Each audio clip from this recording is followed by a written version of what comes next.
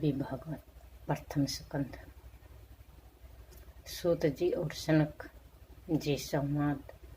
सौनक जी की प्रार्थना पर सूत जी के द्वारा पुराणों के नाम, उनके श्लोक संख्या का कथन और उप पुराण तथा 28 व्यासों के नाम, भागवत की महिमा।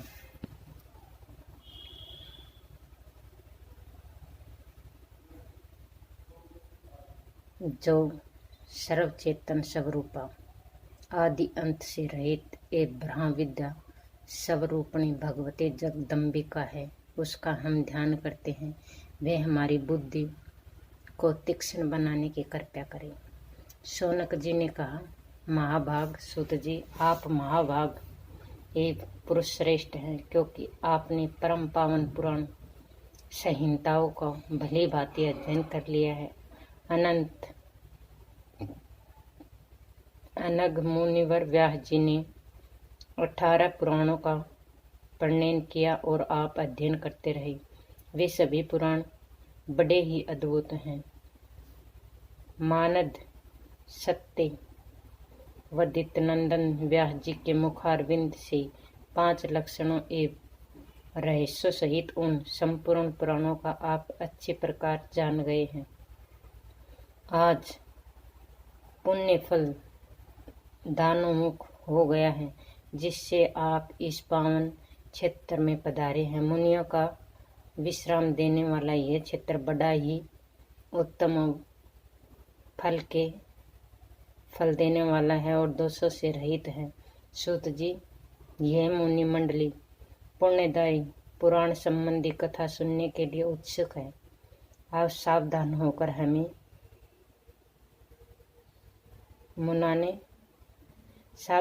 हमें सुनाने की कृपा करें।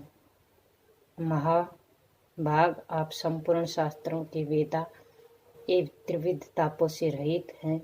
आपकी आयु कभी क्षीण नहीं होती।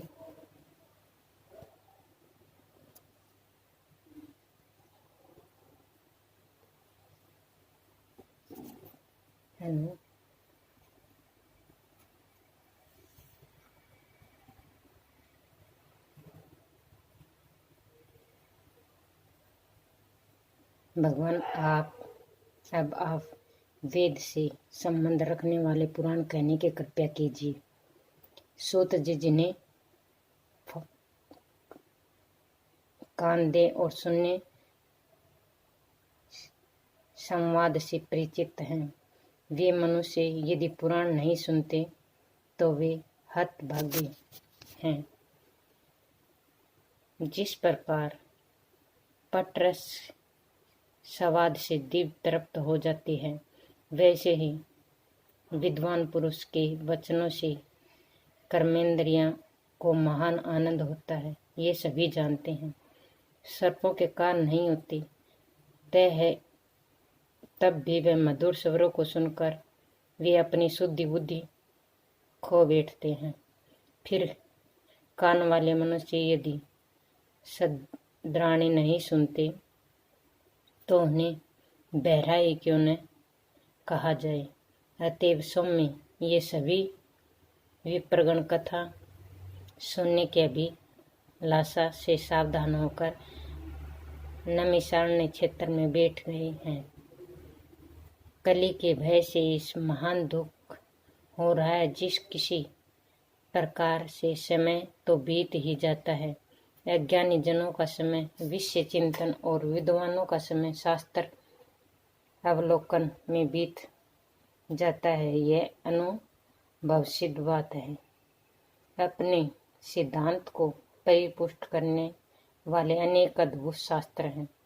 उनके भांति भांति के सिद्धांतों का विवेचन किया गया है तथा उनकी पुष्टि में प्रबल प्रमाण दिए गए हैं। वेदांत को सात्विक, मीमांसा को राजस और न्याय को तामस शास्त्र कहा गया है। सौम्य, वैसे ही आपके कहे वे 5 लक्षण वाले पुराण भी सात्विक, राजस और तामस भेद से 3 प्रकार के हैं। आपके मुखारबुंद से निकल चुका है परम पावन देवी भागवत 5वां पुराण है। ये वेद के समान आदरणीय है। पुराणों में सभी लक्षणों से ये ओतप्रोत है। उस समय इस संक्षेप ही वर्णन किया गया था, जिसके श्रवण से मुमुक्ष जन मुक्त हो जाते हैं। यह परम अद्भुत पुराण धर्म में रुचि उत्पन्न करने वाला एवं अभिलाषा पूर्ण करने वाला है। अतः आप इस दिव्य एवं मंगलमय भागवत पुराण का विस्तार पूर्वक कहने की कृपया कीजिए। सभी ब्राह्मण बड़े आदर के साथ सुनने के लिए उत्सुक हैं। धर्मश आप व्यास जी के मुखारविंद से इस प्राचीन संहिता का भली भांति ज्ञान प्राप्त कर चुके हैं, क्योंकि उस गुरुदेव में आपकी अटूट श्रद्धा थी और आप सभी सद्गुण विद्यमान हैं। सवरग आपके कहे हुए अन्य भी बहुत से पुराण हमने सुने हैं, किंतु उसके सुनने से अब भी हमारी उसी प्रकार तृप्ति नहीं हो रही जैसे देवता अमृतपान से कभी नहीं। सूत जी, धिक्कार है इस अमृत को जिसे पीने कभी मुक्त नहीं हो सकते, किंतु धन्य है यह पुराण जो सुनते ही मनुष्य को मुक्त कर देता है। सूत जी, अमृत पान करने के लिए हमने हजारों यज्ञ किए, किंतु फिर भी हमें शांति न मिल सकी, क्योंकि योगों का फल सवरग है। सवरग मोक्ष भोगने के लिए पश्चात वहां से गिरना ही पड़ता है। इसी प्रकार इस संसार चक्कर में जाने माने क्रिया सदा चलती रहती है।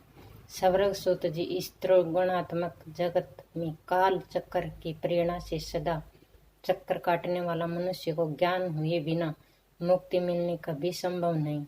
अतएव आप परम पावन देवी भागवत कहने की कृपया कीजिए।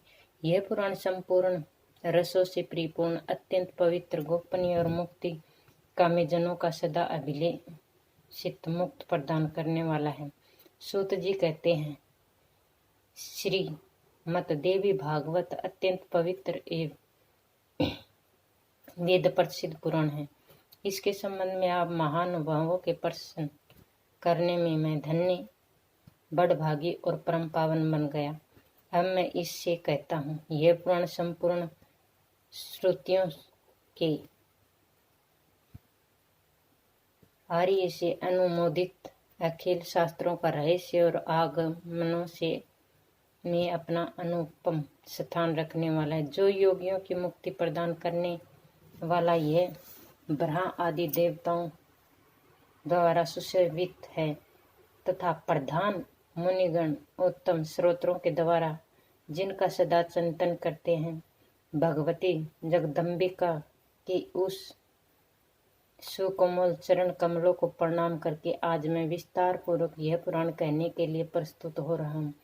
द्विजवरों, यह रसों का भंडार है। इससे वहाँ देखिए भगवती की भक्ति निहित है। ते भगवती के नाम से ही अर्थात श्रीमद् भागवत नाम से यह पुराण प्रसिद्ध है।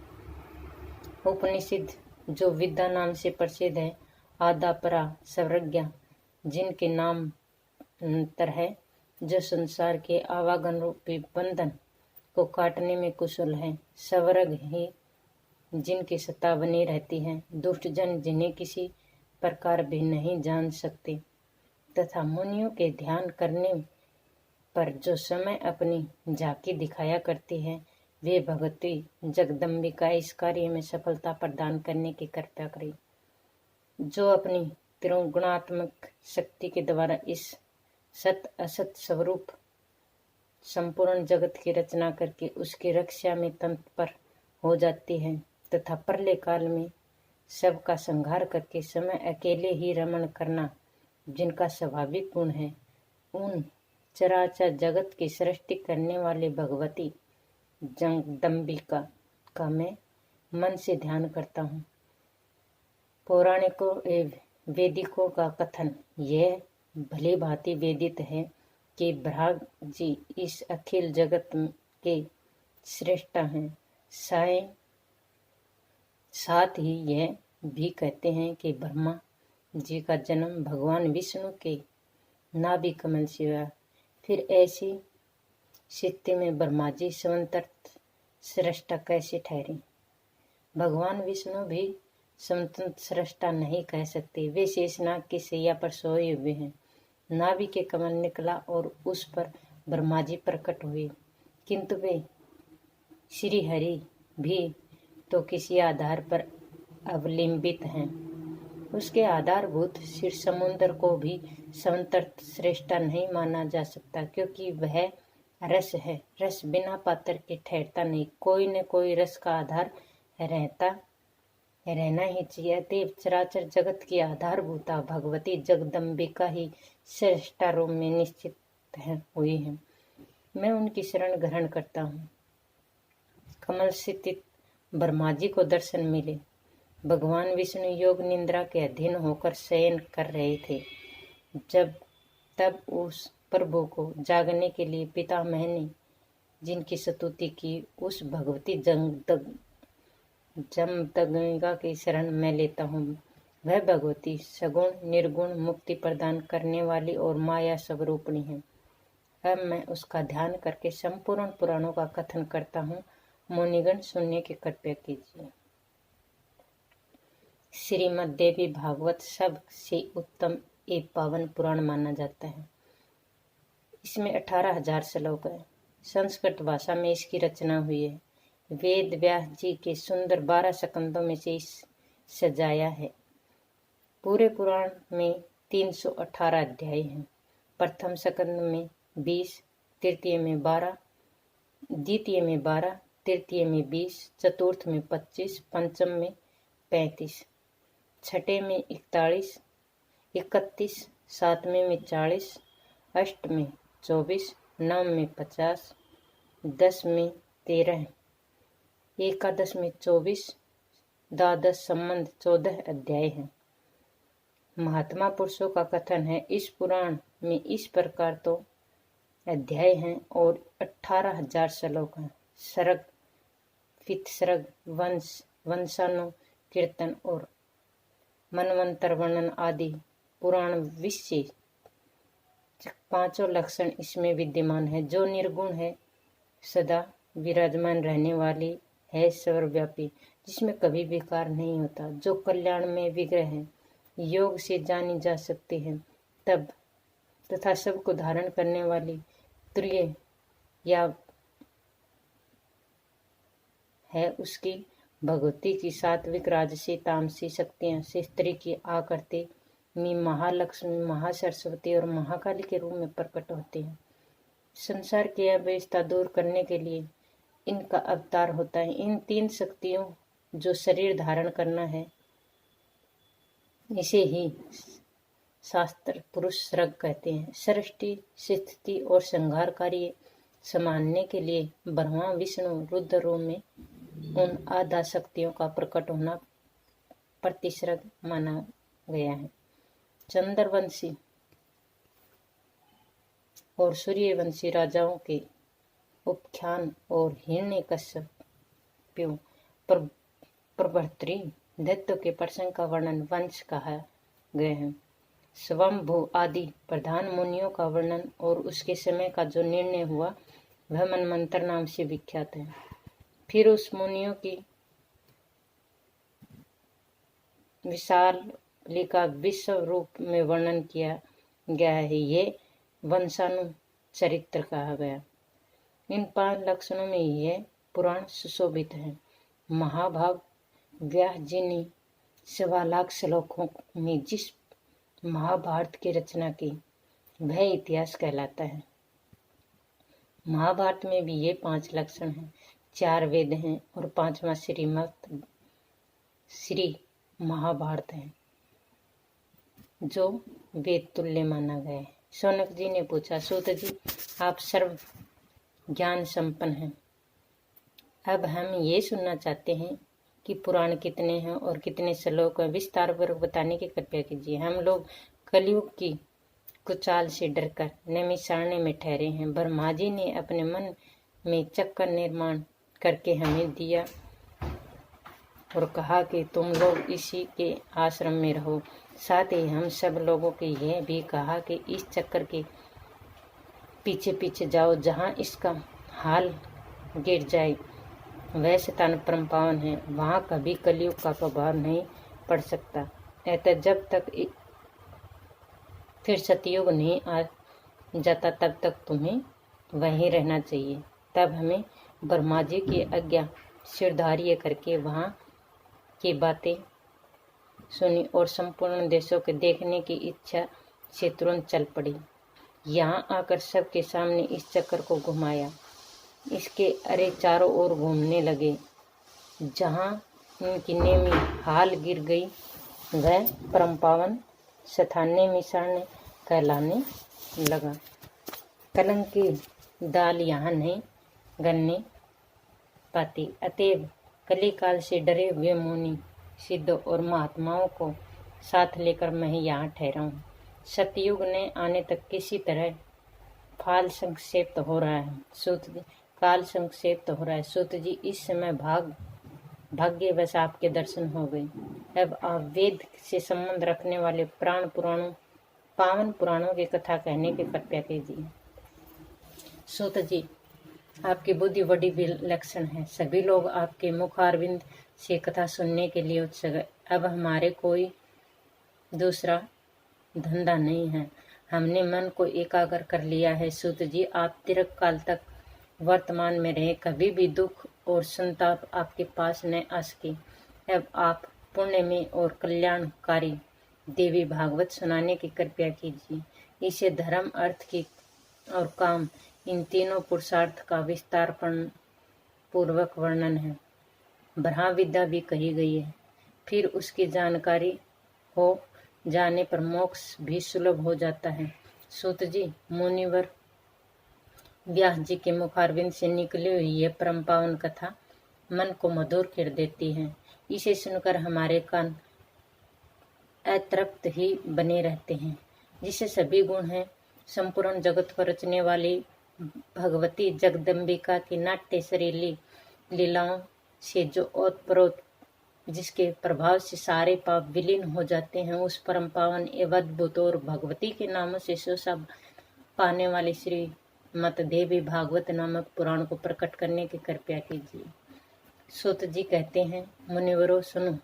सत्य वदीत नंदन व्यास जी की मुखारविंद से मैंने जितने पुराण सुने उनका आनुपूर्वी तुम्हारे सामने उल्लेख कर रहा हूँ। मत्स्य, मार्कंडे, भविष्य, भागवत, ब्रह्मा, ब्रह्मांड, ब्रहा, व्यर्थ, वामन, वायु, विष्णु, ब्रहा, अग्नि, नारद, पद, लिंग, गरुड़, क्रूम और सकंद, इन नामों के 18 पुराण हैं। पहला मत्स्य पुराण है।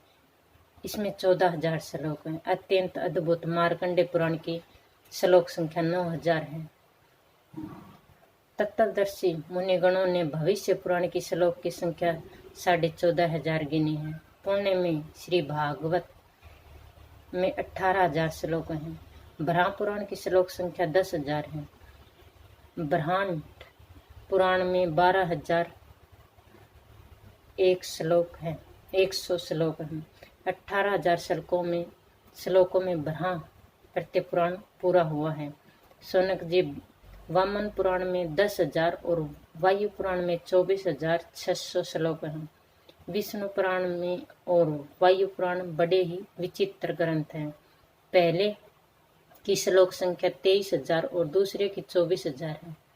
अग्नि पुराण में 16,000 श्लोक हैं। नारद पुराण में 25,000 श्लोकों से संपन्न हुआ है।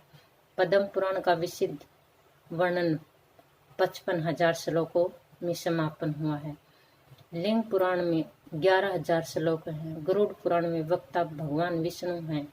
उसकी श्लोक संख्या 29,000 है। कुरुम पुराण में 17,000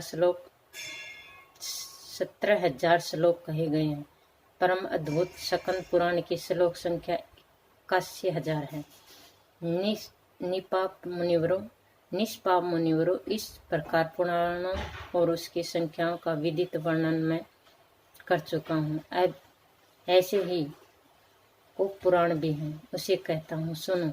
उपपुराणों के नाम हैं सनंत कुमार पुराण, नरसिंह पुराण, नारद पुराण, शिव पुराण, दुर्वासा पुराण, कपिल पुराण, मनु पुराण, उसन पुराण, वरुण पुराण, कालिका पुराण, सांब पुराण, नंदी पुराण, सौर पुराण, पराशर पुराण, आदित्य पुराण, माहेश्वर पुराण, भागवत और वशिष्ठ पुराण उत्कट के अनुभवी है। अनुभवी पुराणों में ने इन्हें युग पुराण कहा है। इन पुराणों और उपपुराणों की रचना करने के पश्चात महाभाग व्यास जी ने महाभारत नामक इतिहास का परिण किया। सभी मनमंत्रों के प्रत्येक दापर युग में धर्म की स्थापना करने के लिए व्यास जी विधि पूर्वक पुराणों की रचना करते हैं। प्रत्येक दापर में भगवान विष्णु ही व्यास रूप में प्रकट होते हैं और जगत के कल्याण एवं वेदों को ही अनेक भागों में विभाजित करते हैं। फिर यह जानकर कलयुग के भ्रांड अल्प और मंद बुद्धि होते हैं, वे ही प्रभु प्रत्येक युग में पुण्य पुराण संहिता की रचना किया करते हैं। स्त्री शूद्र और अपने कर्म से चयुत ब्रह्मांड वेद सुनने के अनधिकारी माने जाते हैं। उनका भी कल्याण हो जाए इसलिए पुराणों की रचना हुई। मुनिवर इस समय 28 दापर का 7वां मनमंत्र 28वें दापर का 7वां मनमंत्र बीत रहा है। इस मनमंत्र के अधिष्ठाता व्यवस्थित मनु है। सत्य वती नंदन व्यास जी मेरे गुरु देव हैं। इसके समान धर्म का ज्ञान किसी को नहीं है। वे ही इस मनमंत्र के वेद व्यास हैं। फिर 29वें मनमंत्र में द्रोणी नामक व्यास होते हैं। आज तक 27 व्यास हो चुके हैं। प्रत्येक युग में उनके द्वारा पुराण संहिता कही गई है। ऋषियों ने पूछा, महाभाग सूत जी, अब तक के दापर युगों में पुराणों की रचना करने वाले जो व्यासदेव हो चुके हैं उसका परिचय बताने की कृपया कीजिए। सूत जी कहते हैं, प्रथम दापर में वेदों का विभाग समय ब्रह्मा जी ने किया, अतः उस युग के व्यास ब्रह्मा जी हुए। दूसरे दापर में प्रजापति ने व्यास का कार्य संपन्न किया। तीसरे में उष्णा, चौथे में बृहस्पति, पांचवें में सविता और छठे में मर्त्युदेव व्यास की गद्दी पर थे। सातवें दापर में मधवान, आठवें में वशिष्ठ ने, नौवें में सारस्वत ने, 10वें में त्रिधाम माने, 11वें में वशिष्ठ ने, 12वें में भारद्वाज ने, 13वें में अंतरिक्ष ने, 14वें में धर्म ने, 15वें में त्रियारुणी ने, 16वें में धनंजय, 17वें में धाती थी ने, 18वें में वर्ती ने, 29वें में अत्रि ने, 20वें में गौतम ने, 21वें में हर्यात्म उत्तम ने व्यास का कार्य संपन्न किया। वाजश्रवा, वेन, आमुष्य, यायन, सोम, त्राणबिंद, भार्गव, शक्ति, जातुकर्ण और कर्षणदेवयान भी व्यास में परिणत हैं। ये हैं 28 व्यास। मैंने जिनके नाम सुने हैं उन्हें गिना दिया। इन कर्षण देवयान व्यास जी के मुखारविंद से श्रीमद् देवी भागवत सुनने का सुअवसर मुझे मिल चुका है। ये पुराण बड़ा ही पवित्र एवं संपूर्ण दुखों का नाश करने वाला है। इसके प्रभाव से मनोरथ पूर्ण होते हैं और मुक्ति भी सुलभ हो जाती है। इसके सभी विषय वेद के अभिप्राय से युक्त हैं। संपूर्ण वेदों का सारभूत यह पुराण मुक्ति कामी जनों का सदा प्रिय है। इस पुराण की रचना करने के पश्चात व्यास जी ने सर्वप्रथम अपने अयोनिज वीरकत पुत्र महाभाग सुखदेव जी का अधिकारी समझकर उन्हें ही सुनाया। मुनि जनों में वही था। वेद व्यास जी प्रवचन कर रहे थे, इसी से यथार्थ बातें मैंने भी सुन ली। गुरुदेव बड़े कृपालु थे, उन्हीं की कृपा से यह अत्यंत गुप्त पुराण प्रकट हुआ। व्यास नंदन सुखदेव जी की बुद्धि बड़ी विलक्षण थी। उनके पूछने पर इस गुप्त पुराण की सभी बातें व्यास जी व्यक्त किया करते थे। वहां रहने के कारण इस पुराण की अमित महिमा का मैं भी जानकार हो गया। मुनिवरों, श्रीमद् देवी भागवत सर्वज्ञ कल्प वृक्ष का सुंदर पका हुआ फल है। इस संसार रूपी समुद्र के अथाह जल को पार करने की इच्छा रखने वाला सुखदेव जी ने उस फल का आदर पूर्वक चलने वाला पक्षी है। उन्होंने इस विधि कर कथा रूपी अमृत को अपने कान रूपी घुटनों में भरकर खूब पिया है। घूंटों में भर कर खूब पिया है। जगत में कौन ऐसा पुरुष है जो इस अद्भुत कथा को सुनकर कली के भय से मुक्त न हो जाए। जो पापी वेदी धर्मों के विमुख एवं अपने चरित्र से भ्रष्ट हो, उससे भी यदि जिस किसी प्रकार से देवी श्रीमद् देवी भागवत सुअवसर का सुनने का सुअवसर मिल जाए तो संसार में विविध भोगों की भोगकर अंत में भगवती के उस नित्य परम धाम को चला जाता है जहाँ योग्य लोग जाया करते हैं, जो निर्गुण स्वरूप है, जो संत जनों की प्रेम पात्री है। ये ध्यान में दर्शन देने वाली है विद्यामयी भगवती जगदम्बिका उस बड़भागी पुरुष के हृदय रूपी गुफा में निवास कर लेती है, जो निरंतर इस देवी भागवत की कथा सुनने में तत्पर रहता है। संसार रूपी अगाध समुद्र को पार करने के लिए वह सर्वांग पूर्ण मानव देह सुंदर जहाज है, जिसे ऐसा शरीर मिल गया जो कथावाचक की भी कमी न रह सकी नहीं रही। तब भी जो मूर्ख इस कल्याण में देवी भागवत को नहीं सुन पाता, निश्चित ही वह अत्यंत भाग्यहीन है। जिसे विचारशील मानव तन मिल गया, दोनों कान विद्यमान है, तब भी सभी मनोरथ पूर्ण करने वाले रस के भंडार एवं परम धाम पावन इस भागवत पुराण को न सुनकर जो प्रेम पूर्वक परनिंदा और परचर्चा सुनने में मस्त रहता है, वह मूर्ख मर ही क्यों नहीं जाता, उसके जीवन में से लाभ ही क्या है।